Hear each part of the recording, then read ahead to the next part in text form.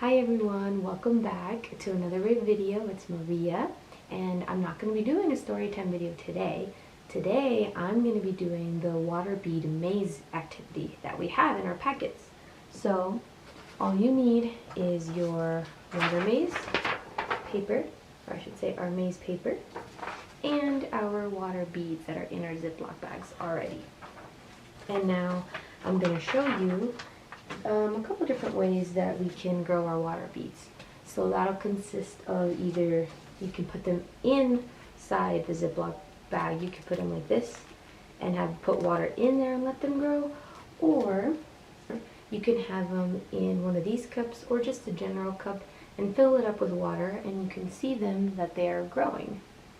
Now what I've noticed is the longer you do leave them, say you leave them like 30 minutes, the more, or I should say the less, that the color will show up. So this one is a pretty bright blue, but I tested out other ones, and if you leave them longer it becomes a lighter blue. So it just depends on the color that you want, or if you just want them about this size, or you can have them a little bigger and leave them on longer, but I'll show you guys. One way that we can grow our water beads, so we could either open the Ziploc bag and put some water right in here like so, right into the Ziploc bag. And then we want to make sure we seal it tight so that water or the beads won't come out of it. Just like this.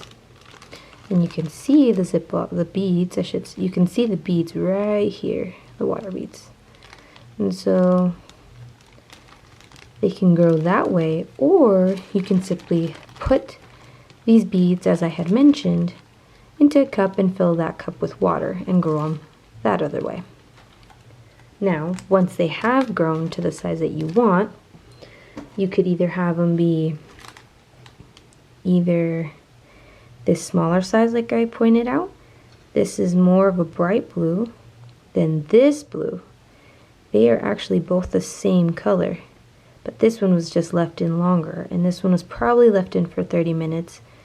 This one was, I think, left in for maybe 20 minutes, and this blue is brighter than this one, and it's also, this one is bigger than this one. So it just depends on how big you want the water beads and if the color matters to you guys or not. So I think I'll go with the brighter blue, and the same with the red and that yellow or orange. I'll put those in the Ziploc so that way you guys can see it better. Okay, let's get our little Ziploc bag. And if you do have your beads in the Ziploc bag, then just be sure to pour the water out and then seal it tight. Make sure there's no air in it, so that way it's easier to move around when you place it on top of the maze. Now, I have put them in the Ziploc bag, and now I'm going to seal it tight, real tight. Make sure there's no, you can squish it against yourself, against like your stomach to make sure there's no air out, or you can place it down and make sure there's no air out.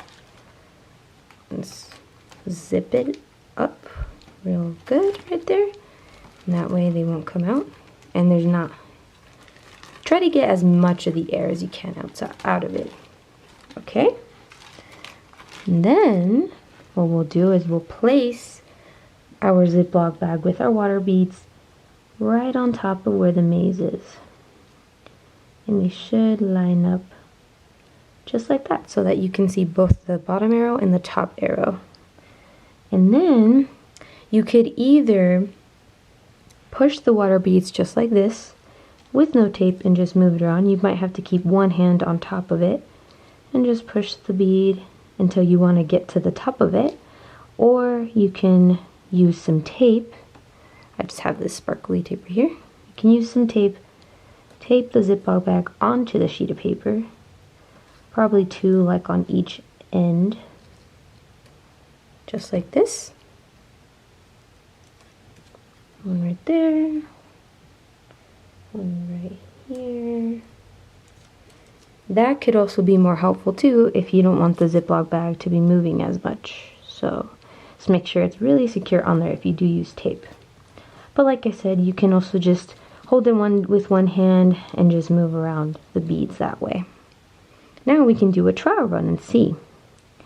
If we want, we can do the blue one. So what you want to do is you start right here where the arrow is, and you try to move it around. See, follow these little lines in between. It might be a little tricky. The little water bead might move around on its own, but it's okay. So we just move it around. Use more than one finger if you want. Oh, I think we're going the wrong way here, so we might have to go back down. It's all about just practicing and figuring out which route might be that will lead us from here to there. What you want to do is once you've either, if you want to tape it or if you're just holding it down, either way, whatever works for you guys. And then you grab whatever color you want. You can do one, you can do 2 water beads. And then you guys can just start on. And you want to get from this arrow, so this arrow right here, all the way to the top. And now you guys are just gonna move it around. And like I said, either hold it on that end. You can do all 5 of them if you really want. Or if you just want to push them around in the Ziploc bag, just see where they all end up on the maze. You can do that too. Just push them around. Maybe you just want to push and feel the water beads. They just or you could even probably press down really hard and it'll just go across. Boom, like that. Whatever you guys want to do. And like that, just push it, push it, push it. Maybe you want to try to squeeze it. You can squeeze it in there in the bag too, that works. And then just go on and try to find your way out and up into there. Alright, and there you guys have it. There is our water bead maze activity. And all you needed was just the water beads, your Ziploc bag, and your sheet, your maze sheet.